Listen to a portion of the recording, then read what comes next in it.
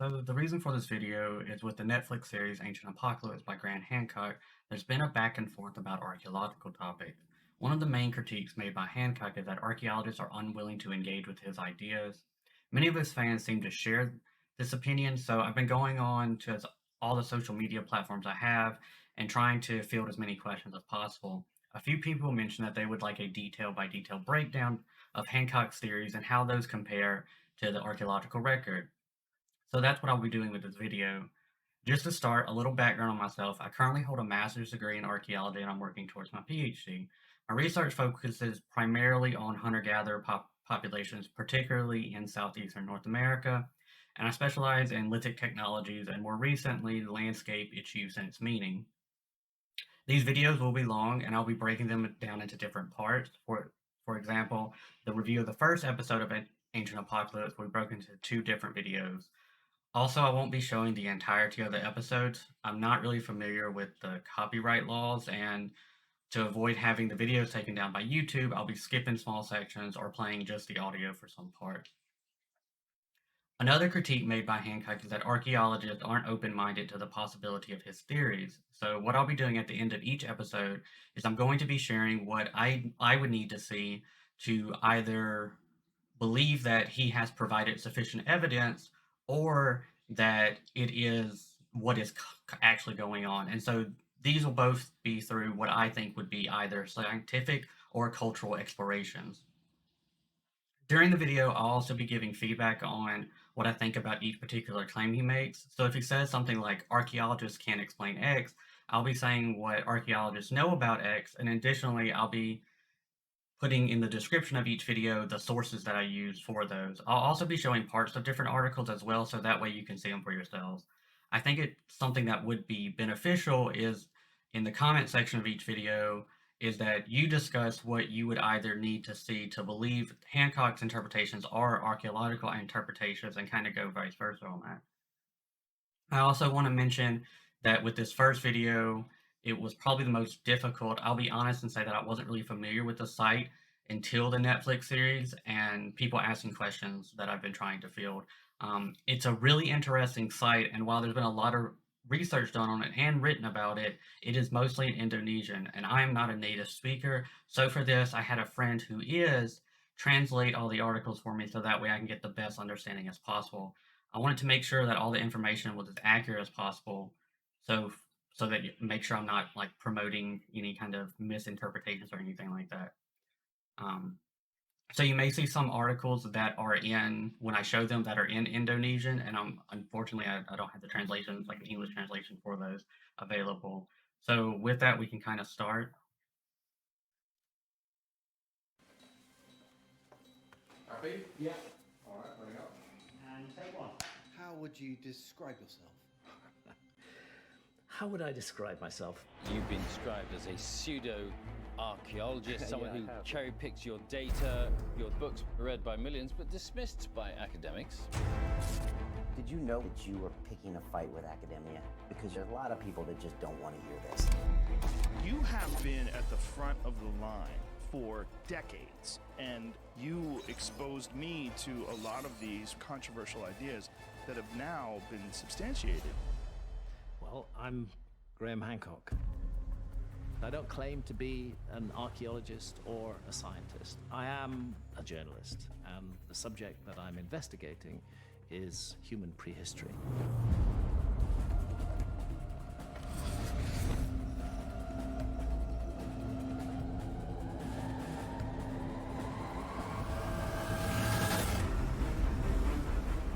My suspicion is humans are a species with amnesia. We have forgotten something incredibly important in our own past.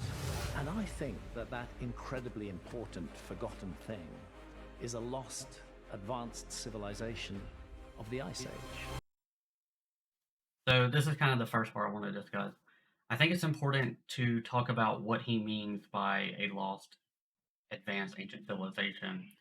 So for Hancock, this means there was a group of seafaring individuals that inhabited multiple continents, primarily along the coastlines. Their technological attributes were similar to 18th century European nations, And all of this occurred during the last ice age. As the last ice age was kind of an extensive period, he doesn't go into a lot of detail of how far where the start of the civilization kind of begins, and I think that really depends on the definition he uses. Now, he also believes that, they unlocked part of their psyche, that it allowed them to move physical objects and some other kind of advanced or supernatural technologies. I'm not going to be discussing any of that in any of these videos, and that is because I'm going to be focusing on just the things that can be analyzed through some form of archaeological practice. And so that goes into oral traditions and things like that. But I can't examine someone's like beliefs about something as far as Hancock's concerned. So I just wanted to kind of give everyone an idea of what he means by it. And so that way, when we're going through and reviewing if the archaeological data supports or refutes it, that way we know exactly what his claim is. And so with that, we can go back to the video. Of course, this idea is upsetting to the so-called experts, who insist that the only humans who existed during the Ice Age were simple hunter-gatherers. That automatically makes... All right, so this is the next thing. So the term simple hunter-gatherers isn't really a term that archaeologists typically use anymore. We do use the term complex hunter-gatherers. This classification is used more to describe the number of relationships within a population to things like trade, environment, economics, or other attributes like that. Now, throughout the series, he will be at a number of sites that archaeologists were believed to be created by complex hunter-gatherers. Additionally, there are also many archaeologists that argue against the labeling of even complex and instead say we should just examine foraging societies without any type of labeling process.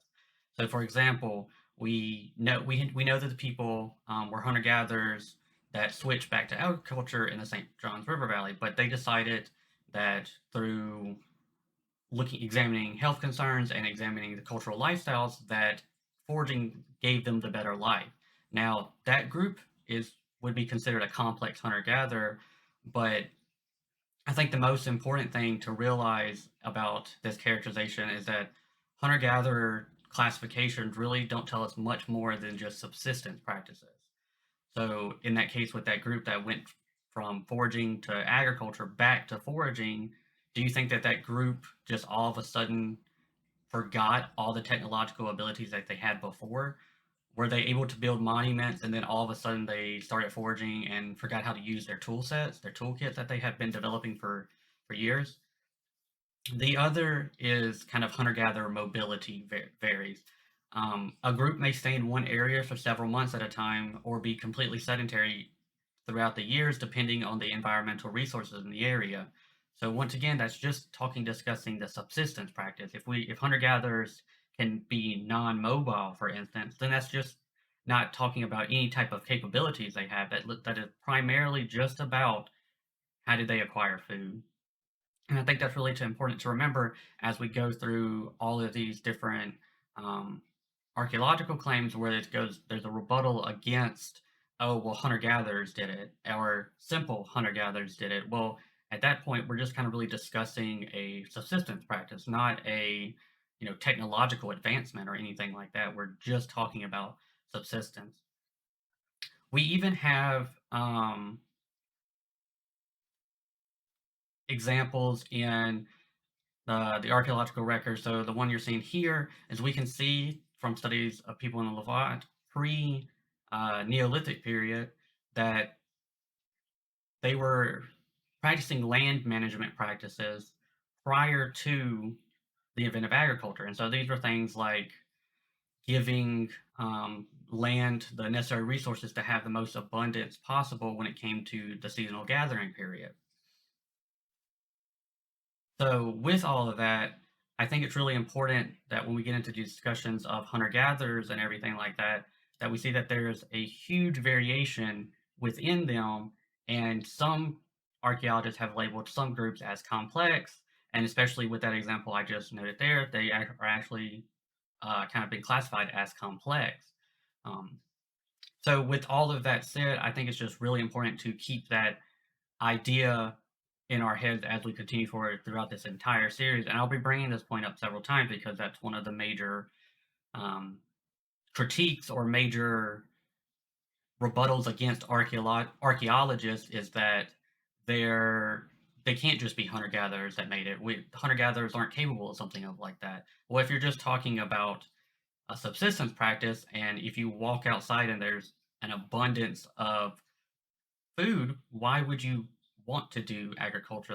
That's more work when you could just gather all the natural resources that are available. So let's get back to the episode now. Me, enemy number one to archaeologists. Why not just say, we don't know? This is a spectacular mystery and leave it at that. It's my job to offer an alternative point of view. Perhaps there's been a forgotten. So to talk about this enemy number one of archaeologists thing, I believe this is really inaccurate.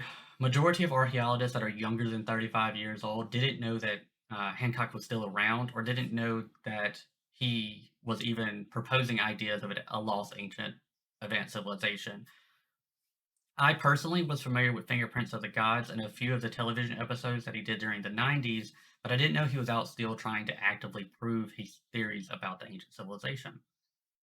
Beyond that, the other vast majority of archaeologists, while knowing of his theories, don't engage with them because it's not relevant to their work. Now, you may be saying something like, they should be doing that. Well, majority of archaeologists, at least in the United States, are actually cultural resource management archaeologists. That means they work with government regulations and laws, particularly Section 106 compliance. So they may be surveying an area before a highway system is put in somewhere. Now, except for my interest in public engagement and theories proposed by Hancock, his theories mean little for my research.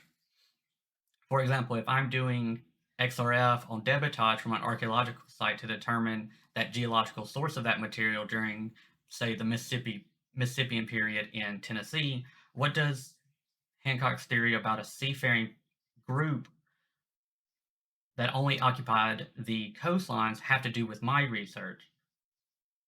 Now, archaeologists also have limited time, and majority of those would be, in my case, I would be better spending my time looking into the research in the geological area that's important to my research, and then, say, looking into, for example, Gunung in this episode about how they were building the site or something like that, because that's not important to my research questions there. Now, I may have a personal interest in it, like I do with these and things, and take some time to read those articles. But for the vast majority of archaeologists, they're working on their independent research, or they're working on government compliance. And because of that, they're going to be more involved in what's going on in their nation and in their country and what laws are surrounding that. And so that's another way that they don't really interact with Graham Hancock's theories to suggest that he is enemy number one. That also means, like I said, there's a lot of archaeologists that are still familiar with his work but just don't engage with it. Now, there are some archaeologists out there that spend time actively engaged with Hancock's theories. They are trying to debate him, they are making comments about his theories and different things like that. But if you look at the number of those people in comparison to the larger group of all archaeologists, that's probably less than 0.1% of all archaeologists that are doing that.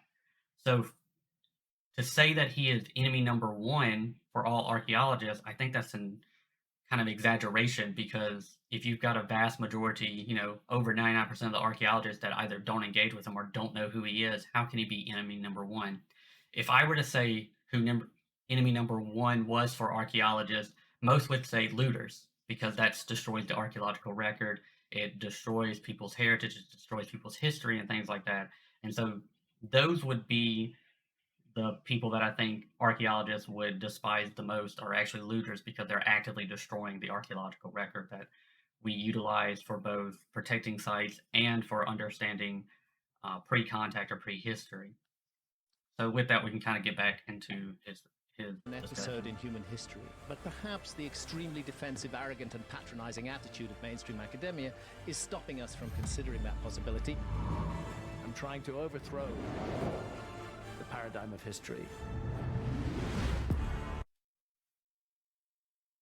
All right, so next is this discussion about academia. I will definitely agree that academia is not perfect. It has its issues. I want to again point out that majority of archaeologists aren't academics though, and they still disagree with his theories. I will say that there is an issue with archaeologists making their information easily available to the public. Archaeologists aren't the best at disseminating information to the general public, and that is definitely something that archaeologists need to work on, myself included. And that's one of the reasons I'm trying to get this video series going with reviewing his work, and so that more people understand what the archaeological data is, and so that way they can make better interpretations and better understanding of how Hancock's theories or anyone's theories kind of relate to the past. Now, there are some projects that may have safety issues and data can't be released. So there's been many examples of when looters have used archaeological reports or information created by archaeologists to learn where a site is or what was being found at the site to try to loot as many artifacts as possible while archaeologists weren't excavating. But even with that, I still believe that archaeologists need to do a better job at sharing information with the public. Now, that the idea that there's a mainstream archaeological narrative is a little off. Archaeological journals and conferences are filled with archaeologists who disagree with each other about a particular site, about a particular culture, or some overarching main type of theory or concept that's used in archaeological practice. You can look at a lot of research at Cahokia and see that there's a number of debates about Cahokia's political organization. Was it equal to a state-level society? Was it not? Was it just a chiefdom? Was Cahokia a city? And things like that. You get a lot of different debates going on about these different sites. So the idea that there's this one narrative that all archaeologists go by is kind of, I feel like, misleading, because a lot of archaeologists actually make their name by coming up with new theories and new research to either disprove an old theory or show that the new theory is more backed by oral histories, scientific data, things like that. Now, with all that, there are definitely bad academics out there in archaeology, but that can be said of anything. No matter what field or industry that is going to be, there is going to be some people that are just, for lack of a better term, bad. It doesn't mean that everyone there is bad or that some people out there aren't trying to make things better, because, for instance, my heritage and upbringing, I was told by some academics that graduate school probably wasn't for me.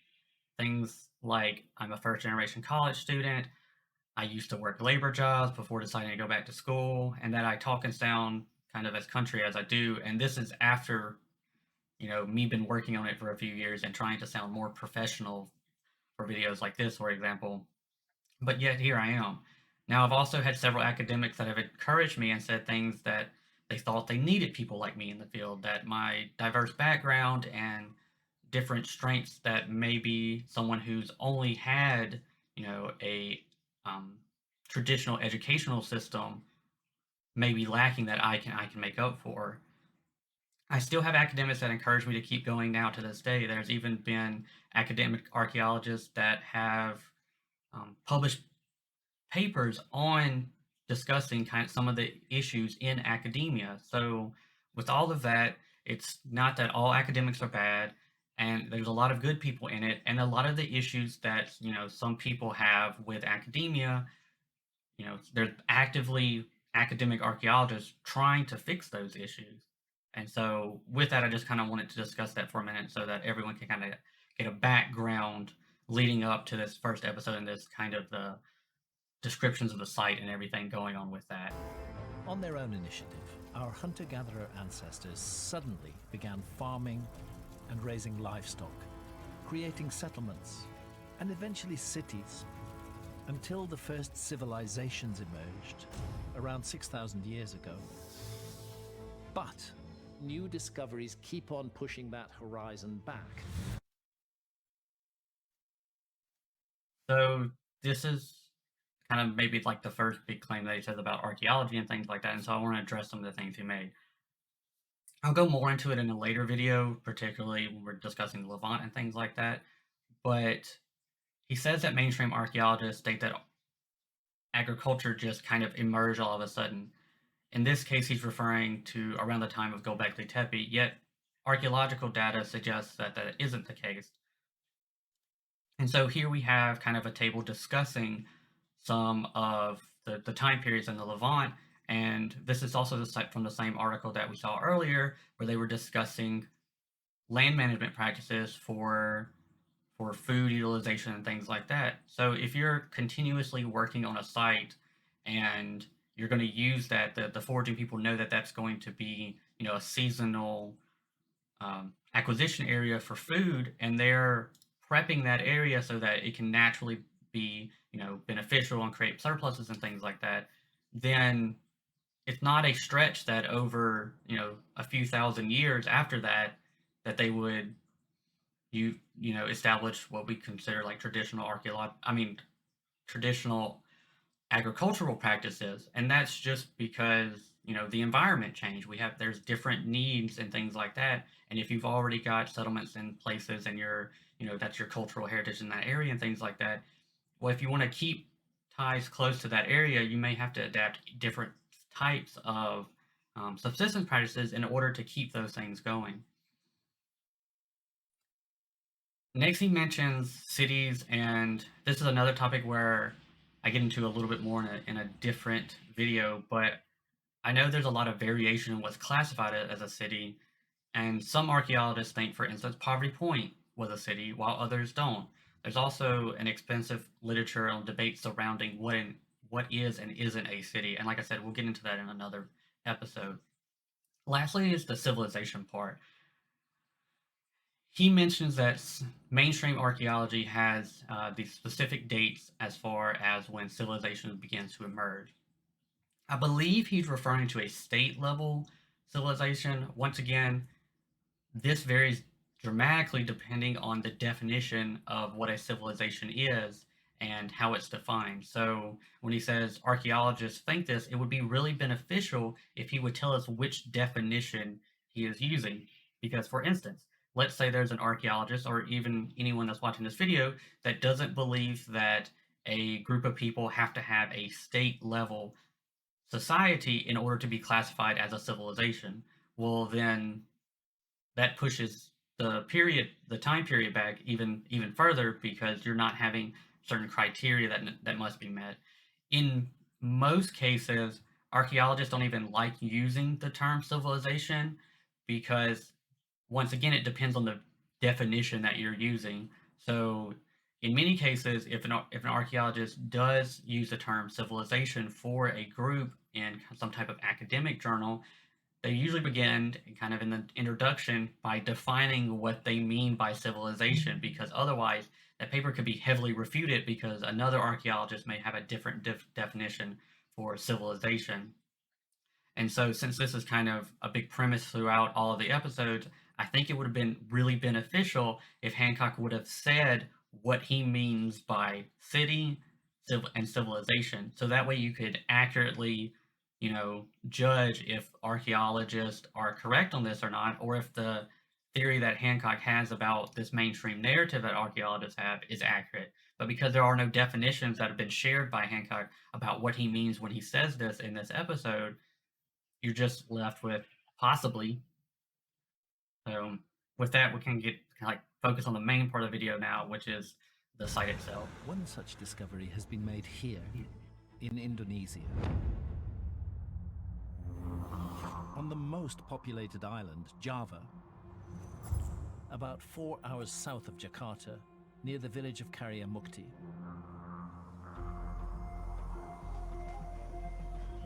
And controversial archaeological discoveries of our time.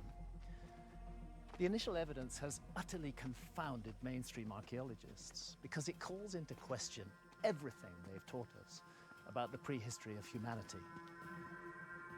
It's a site that raises a disturbing question. What if an advanced civilization flourished here in Indonesia during the Ice Age? a civilization that was lost to history until now.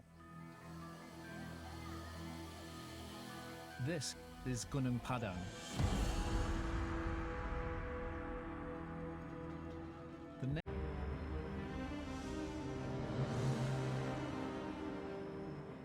For a long while, archaeologists thought it was just another hill in the jungle. At first sight, this open terrace could be mistaken for a natural formation of volcanic rock, which is why archaeologists were so slow to investigate it. But take a closer look, and it becomes obvious that these rocks have been cut, repurposed as building materials, and placed by human hands. All right, so here, Hancock makes two critiques against archaeologists. The first being that they thought it was a natural formation for a long period, and that because of that, they were slow to investigate. To me, based on two things, that's just kind of misleading, because the site was originally notated in archaeological reports in 1914. Now, the site had been known about prior to by the local populations, but this is the first time it was written about in an archaeological report. The site then went unexcavated until the 1970s. Since those excavations in the 1970s, the site has been continuously researched by archaeologists, and I'll show some of that work later that references to many of the research that's been done since in the early 1980s, for example. So I feel like this is misleading the audience some. He gives the audience the impression that archaeologists haven't been researching the site or haven't known about it for very long. But neither is the case, and we can see that by just looking at the archaeological reports and the papers that have been published on it. So I wish he would just accurately describe the time period. So him saying, archaeologists originally notated this since 1914, excavations took place in the 1970s, and that is an extensive period of time between it first being notated in an archaeological report and then those excavations taking place. But honestly, that's probably a good thing, because archaeological practices in 1914, for example, were not nearly as good as they were in the 1970s, just like archaeological practices in the 1970s weren't nearly as good as they are now. And since archaeology is a destructive process, when we excavate something, we cannot re-excavate it in the same context. We lose information. So it not being excavated until 60 years later is actually probably a good thing. So that's just something I wanted to bring up and discuss, is that yes, it was notated and then it was excavated much later, but that's actually probably a good thing in this case here. So we can hop back into the video now. Among the jumbled masses of fallen stone, traces of structures show up all over this hill. Mounds, rectangular rooms, and long walls on carefully laid out terraces, all clearly man-made. When archaeologist Ali Akbar and his team began working here in 2012, they assumed that any structures on this hill would prove to be less than 2,500 years old. We don't know about the absolute dating in this site. This site was abandoned for so long and perhaps forgotten. The team also assumed that the ancient builders of Gunung Padang had found the blocks of columnar jointing naturally present at the site. But then they discovered something strange.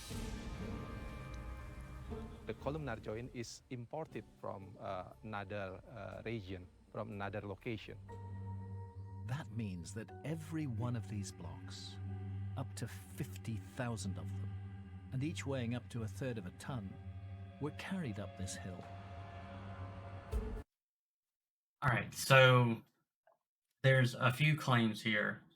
The first being that the stone was from another location and transported to the site. The archaeologists have done geochemical composition analysis to determine that the stone was from another site. So I think everyone can kind of agree, including Hancock and the archaeologists and myself, that the stone was definitely transported to the site. The next, though, is that he mentions this is strange. I'm not particularly sure why he thinks this is strange, though. So, for example, This is some research, and this is actually research I have done with the Poverty Point site. So in my research, there was stone transported hundreds of miles from its geological source to Poverty Point.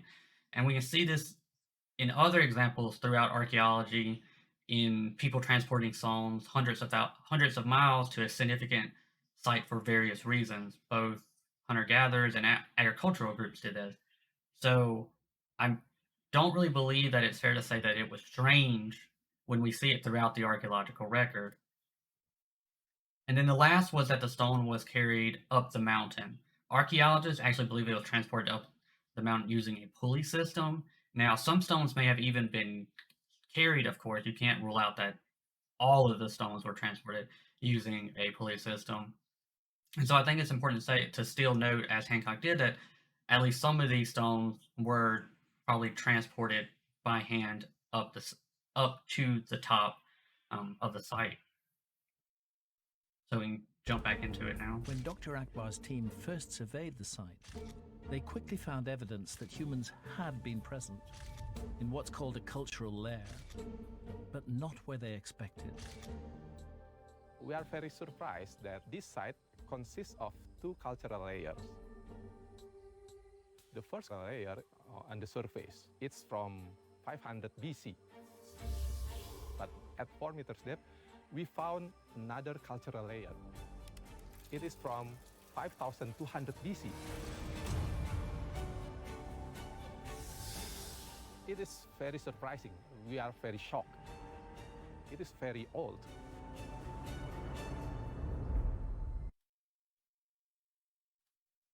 All right, so now it's important to remember, and this isn't notated in the series, for example, but I want to talk about it in this video.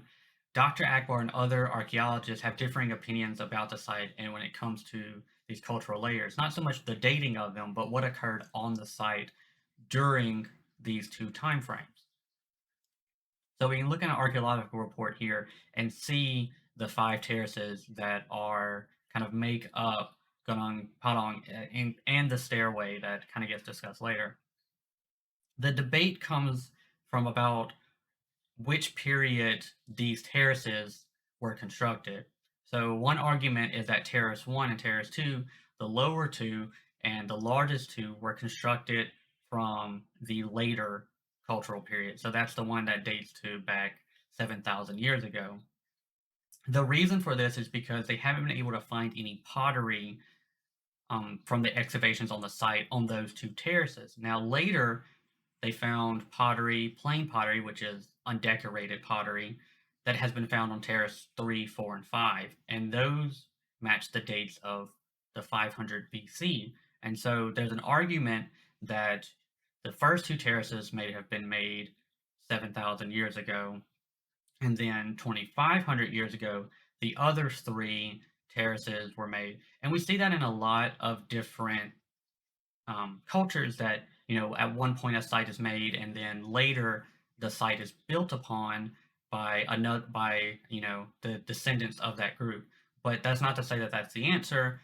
I'm just saying that that's one of the arguments. The other argument, one that Dr. Akbar and some other archaeologists have, is that the site, all 5 layers, terraces, were built at the same time.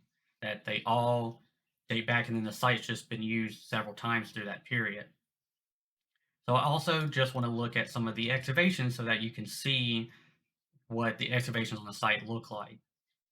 One thing to note here is that there's a difference between the stones used in the construction and the stones transported, and that they may have no functional purpose. To say that they may have some type of spiritual function or ritualistic function, but they don't seem to be utilized in any type of form of construction towards, you know, a terrace or monument or something like that. And there's also the potential that some stones came from different quarries. So it may be that, you know, particular stones from different locations may have had either significance in different structures. So, you know, certain stones from this quarry need to be used for the terrace walls, or, you know, these certain stones need to be on the mound part or something like that. And I think that's really interesting. And personally, since my research kind of really looks into the variation between different types of stones and how they're utilized, that's one of the most interesting things to me. But I just wanted to give you all a little information about the site and what archaeologists, their kind of debates over the site function around, as well as show you all some of the pictures of the excavations where they're looking at all these stones and things like that. So we can jump back into the video now. 7,000 years ago, far from being builders on such an epic scale, there's no evidence that the people of this region were anything other than simple hunter-gatherers. What could have motivated them to make the immense effort of bringing all these blocks here? I'm not really sure about the function of this site. However, we still not found a skeleton or human bone. So this is not burial site. Perhaps it is for ceremonial or rituals. We're dealing with truly a mystery here, a mystery that needs to be explained. All right, so once again, Hancock uses the term simple hunter-gatherer again, and then goes on to say there's no evidence for the people being anything but that. So my first rebuttal would be that the very site itself that he's walking on is evidence that they were more than simple hunter-gatherers, which once again is not a term that archaeologists typically use. I think Hancock may have a definition for simple hunter-gatherers, but once again, he didn't share that, so I'm not entirely sure. But we can do closer analysis on this, because I don't want to just dismiss that statement. Now, when Hancock says simple hunter-gatherers, I couldn't find that term used to describe the people from either of the dates, so either from 2,500 years ago, 2,500 years ago, or 7,000 years ago, as not found in any archaeological report. So it's not that archaeologists are saying that they're simple hunter-gatherers. I'm not even sure where he's getting the information that there's nothing to suggest but that they were, because the archaeologists aren't saying that. I'm not sure where he's getting that information. So it appears that the classification that he is using, archaeologists would probably actually refer to them as complex hunter-gatherers. Now, the site has been dated. Hancock doesn't disagree with either of the dates that Dr. Akbar states. So we know that the site was being used 7,000 years ago, and we have dates that correspond with that. So we have the scientific data. In this case, the dates are nothing that anyone is refuting. Hancock's not refuting them. The archaeologists aren't refuting them. No one's really refuting the two archaeological dates that Dr. Akbar has for the cultural layers.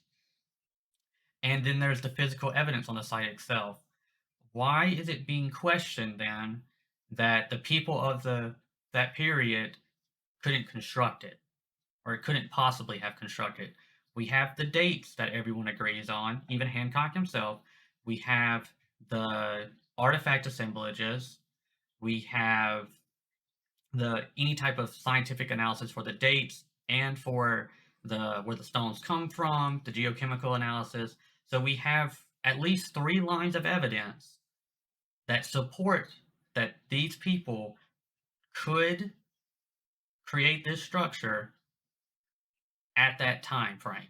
Now, there's a difference between an argument made between, like I mentioned earlier, the first 2 terraces and the last 3, if it was 2 different periods that kind of those were constructed, but there's no argument that this part of the site was at least utilized 7,000 years ago, and then at least 2,500 years ago that there was 5 terraces. So once again, I want to just show the terraces again. Additionally, there's evidence based on spatial investigation and artifact examination that the site had at least some spiritual importance.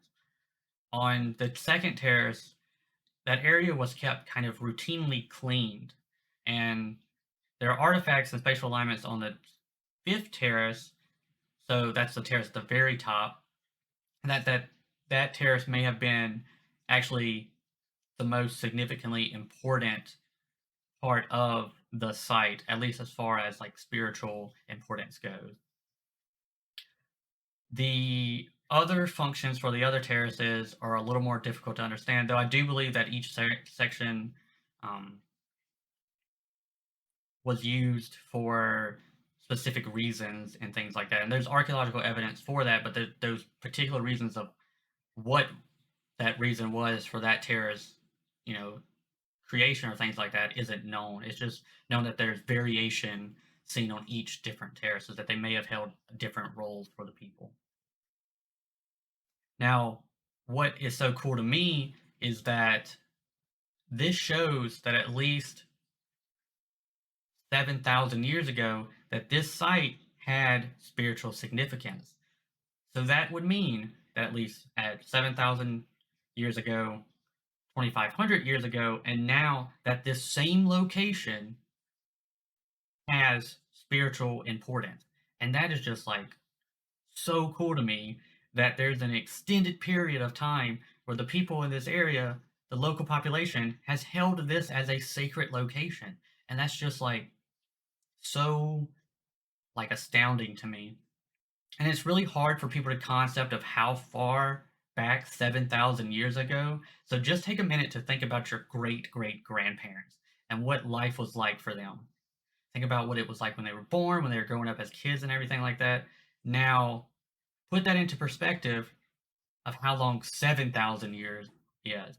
Because, your great great grandparents, that may be several generations back. And now, how different was their life compared to yours is now? And then 7,000 years ago, this site held spiritual significance, maybe in a different way, but still held spiritual significance, and it still does to the people today. That's just like mind blowing to me. I think it's just so cool. So I just wanted to talk about how cool that was, and we can get back to the episode now. Sorry. It wasn't until another investigation looked even deeper into the site that an extraordinary new possibility began to force itself on the researchers. That they might be confronted by the work of a civilization lost to history. Dr. Danny Hillman Natawijaja studied at Caltech, but now works for Indonesia's Geotechnology Research Center. As a geologist, Dr. Hillman knew there was something very strange about Gunung Padang. Exploring the site, he found blanket the top of the hill. They also wrap around its terraced slopes, covering an area of at least 37 acres.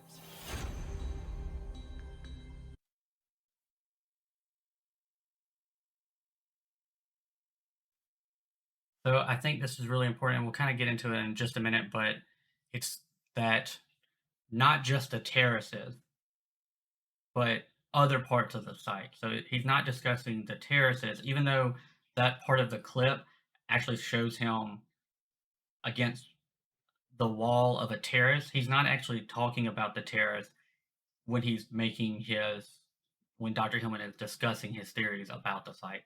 So that's another part I just wanted to make sure everyone was aware of. This exposed section between two of the terraces appears to be some sort of retaining wall. There are some archaeologists I've heard who are still convinced that this is all entirely natural. I mean, I know this is natural rock, but they're suggesting the whole layout of the thing is natural as well. They are natural, but the position now is not in a natural position. And normally vertical. Vertical. So here, Hancock states that there are archaeologists that think the entire layout is natural.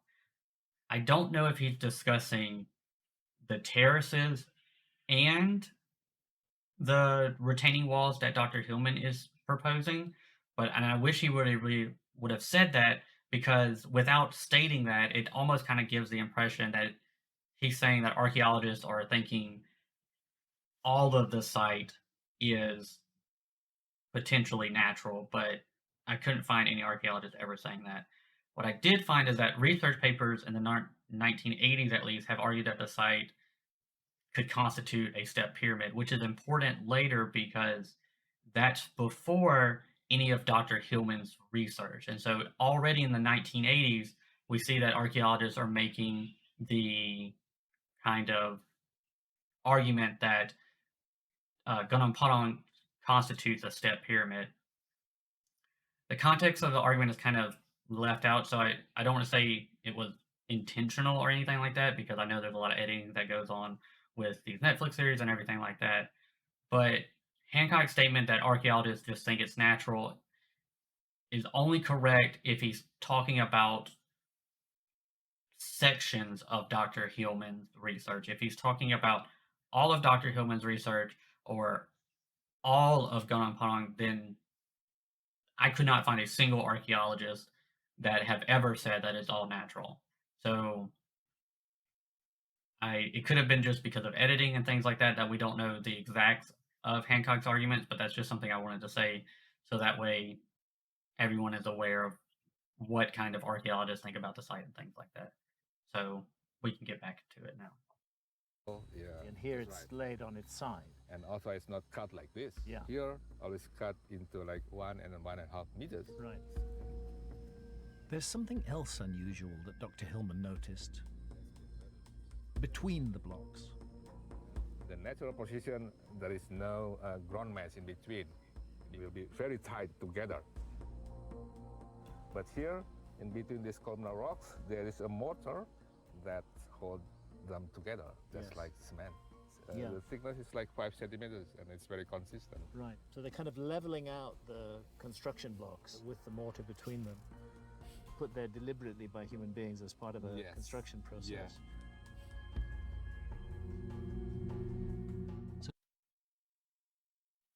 So here is 2 topics that I want to discuss. The first is that Dr. Hillman and Hancock are correct. With columnar joints, they do rise extended vertically. They don't show horizontally. And we can just look at a picture of columnar joints naturally. Now, we know that the location itself is an ancient volcano that was mentioned by Hancock, and that there's components of this site that are both, modified by humans, and then there's also a natural component of the site. So we can see in this picture that at some point there's, like, because of weathering or different, natural processes, that sections break off, and you can see those littered at the bottom. That is the point that, like, Hancock agrees with, and he mentions it earlier. Additionally, there's geochemical analysis conducted on the mortar that Dr. Hillman is discussing, located between the columnar joints. The analysis determined that it was weathered, like clay soil structure. So that's just important thing to note when he says that there's, a mortar or cement-like, is that the geochemical analysis of the soil determined that it was, a weathered clay soil structure. So if we look at the kind of retaining wall pictures where he's saying, like, so this is a picture taken from the series, and so the argument is that these were exposed sections between the terraces are retaining walls.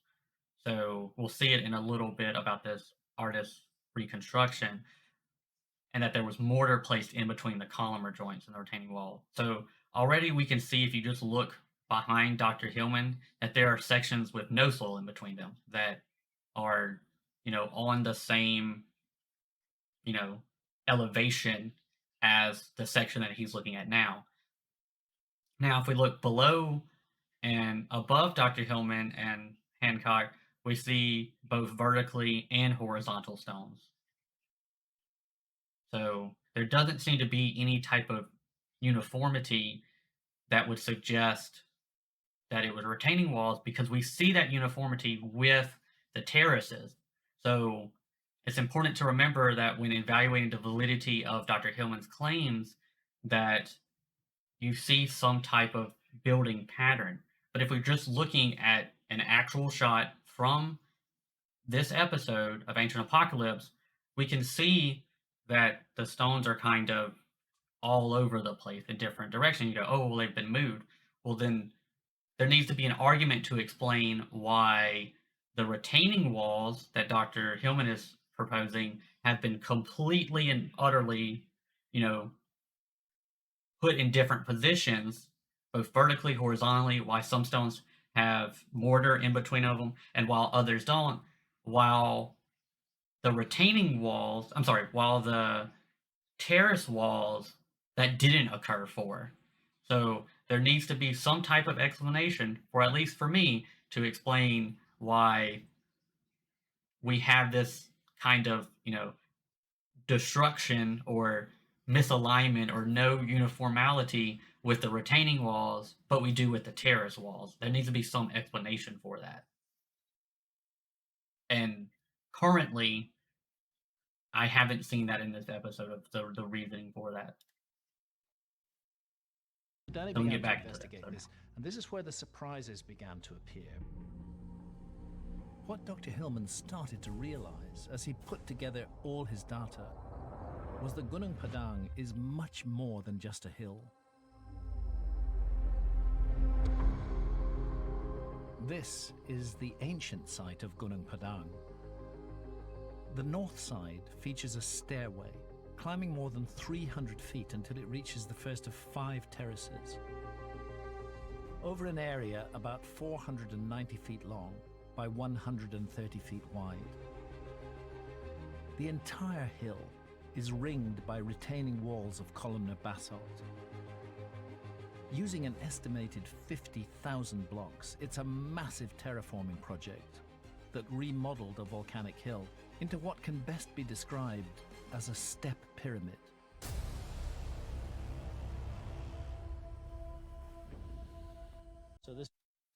So Hancock is correct that there's an argument for Gunung Padang being a step pyramid. It's also one that archaeologists have been making at least since 1982, which can be seen in Dr. Akbar's publication about the site.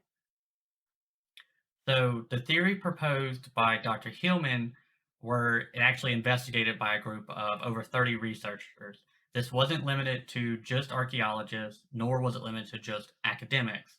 The team was composed of archaeologists, geologists, and experts on volcanoes and volcanic eruptions, along with several other researchers. I'll make this point again in the next video discussing this episode, but it's important to note it here as well. So in the artist's recreation of the site, they considered several retaining walls. This is where Dr. Hillman and the other researchers differ. So the retaining wall structures, there's less evidence for, like I brought up earlier, and it doesn't seem to be a consistent building pattern like we see with the walls. So there's not with the terrace walls. So we don't see they built the terrace walls like this, and then they built the retaining walls in the same manner. We don't see that.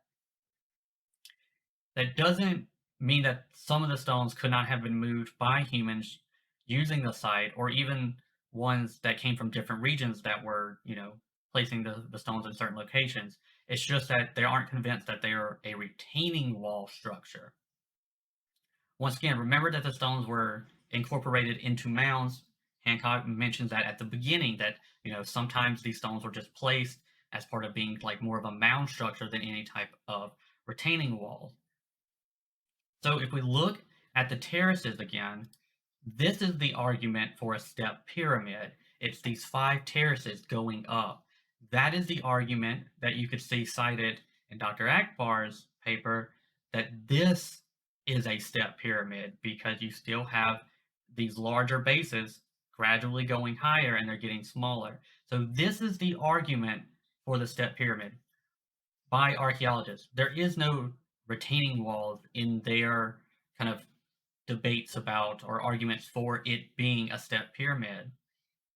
And so I think that's another important point to make, that when Hancock says a new kind of reality or new theory was presented to Dr. Hillman when he started looking at his, the work that he has been doing, that they could be dealing with the step pyramid.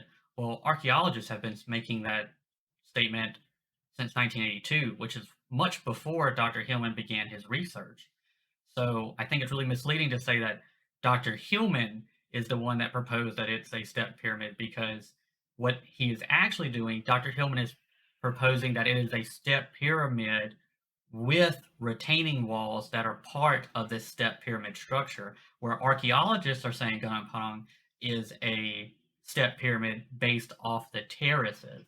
And so that's just really like almost like misinformation to me that's being left out, that accurately describes both Dr. Hillman's argument and archaeologists' argument. And because it wasn't discussed that archaeologists have had this argument since 1982, that it makes it seem like archaeologists aren't willing to believe that it's a pyramid. And so I really just wanted to share that and show you firsthand that that's an argument. You can find the paper yourself, but I showed you a picture of them saying, Dr. Akbar and him citing when the archaeologists in 1982 also said it's a step pyramid. So this idea that Dr. Hillman kind of launched this project on it being a step pyramid, or this theory that on being a step pyramid, or archaeologists aren't willing to kind of look at it, well, based on evidence that everyone can go out and see for themselves, that isn't actually true. So with that, we can get back into the episode. This is all man-made terraces here. Yeah. It's not as the same shape of pyramids like Mayan or Giza pyramids. No. It's a similar idea that it rises in terraces to a pyramid shape. Yeah, but it has like a circular features. Indeed. There's a question of definitions here. How do we define a pyramid? But if we define it as a structure that rises in a series of terraces to a summit, that's what we're looking at Gunung Padang. And the fact that such an ancient pyramid exists here at all could radically alter what we know about the capabilities of our ancestors. Archaeologists currently believe the oldest pyramid in the world dates to around 4,700 years ago. And it's not in Egypt, but in Peru. But Dr. Hillman has found evidence that Gunung Padang could be even older. So once again, just want to make sure everyone's clear that we can look and see that this has been an argument for Gunung Padang since 1982 by archaeologists. It also, when Hancock says that archaeologists believe that the oldest pyramid is in Peru, you can see in Dr. Akbar's work here, which was published in 2022, that he is saying the oldest is in Egypt. So once again, we have this kind of refute that there's this mainstream narrative in archaeology, because Dr. Akbar is saying something different than what Hancock is saying archaeologists are saying. So there's not this one kind of like hive mind mentality among archaeologists, because even if Dr. Akbar and others have been proposing that the oldest pyramid is actually Gunung Padang, and they've been making that argument since 1982, well, they clearly believe that.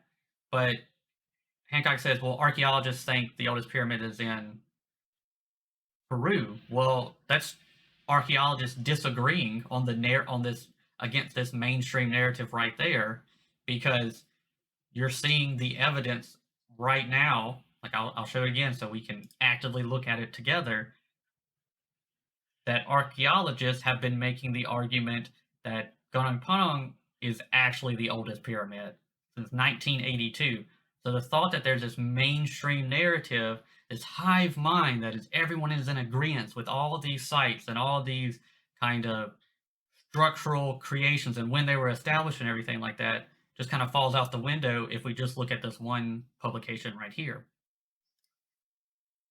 So we'll kind of get to the wrap up the last bits. I just want to get the last few statements by Hancock at the ending here.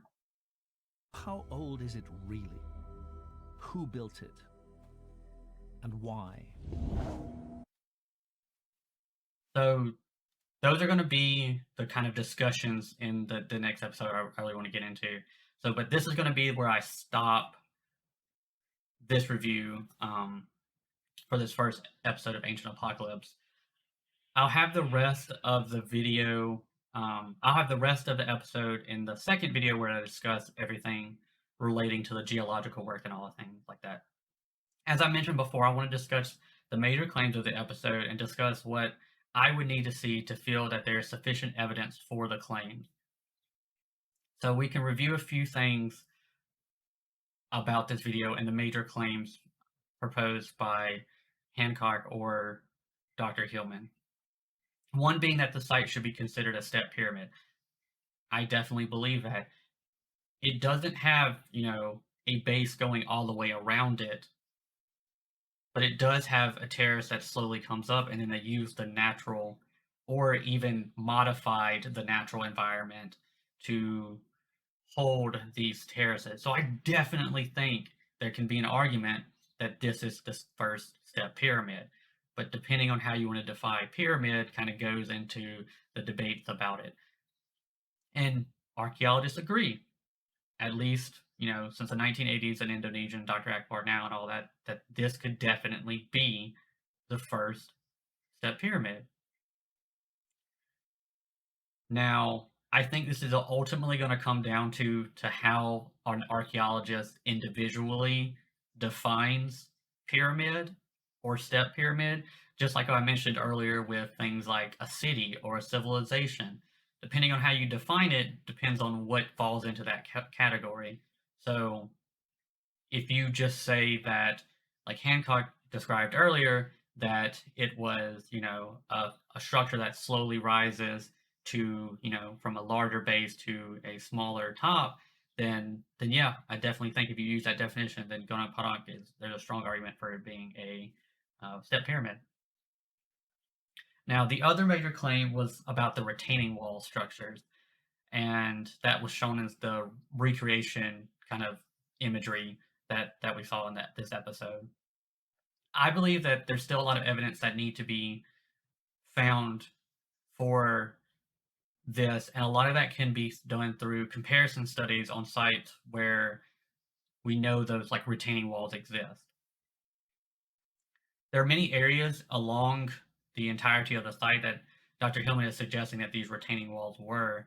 So those areas need to be the ones that are kind of utilized in the comparison analysis. The other thing is the entire area. If he is proposing that, a retaining wall wrapped around the entirety of the site, and there were several of them, well, then he needs to have the entire structure examined and not just small sections. Because like he did at that section earlier when we were looking at the retaining walls, here he's got just a small section where he's saying there's mortar and they're stacked horizontally. Well, if you're going to make the argument that it wraps all the way around, you need to find that all the way around the site. So if Dr. Hillman can do like some kind of comparison to the terrace walls and look at how those were being constructed, and if he can find the evidence that they were built in a similar manner, I think it's a very strong argument at that point that they were retaining walls around it. But you have to make sure you have this kind of at least comparison analysis done to say that we can see a kind of thought process in wall construction going on here. Because if we just, once again, if we look at this picture, they're all over the place, which wouldn't suggest that there's this kind of continued idea of how to build a wall structure. Now, we can argue that, okay, well, those stones were moved all about, that while the terrace walls stayed and still can be seen today, the retaining walls were not. Well, then you need to describe what process caused them to not be kind of hold their shape and explain why it happened, and then use scientific analysis, some type of data to show that it happened.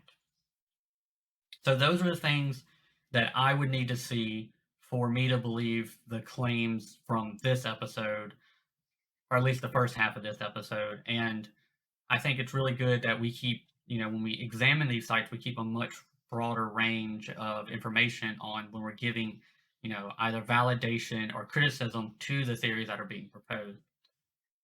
So with that, that'll be the end of this video. Thank you for watching. I'm hoping as I get more familiar with creating YouTube videos that they'll improve, and I'm going to put a link to my Twitter in the description of this video too, because I have a lot of discussions on there and about the other episodes or other like archaeological principles or theories and that people have had. So if part of this video didn't address certain things that you want to kind of discuss, leave a comment in here, but I may have already also answered it on my Twitter. So with that, please ask any questions you have. I will try to get to every single question that I get on here. And I really appreciate y'all coming in here and watching this. And I hope this has met some of the expectations for kind of doing a detail by detail breakdown of his videos. So thank y'all. Goodbye.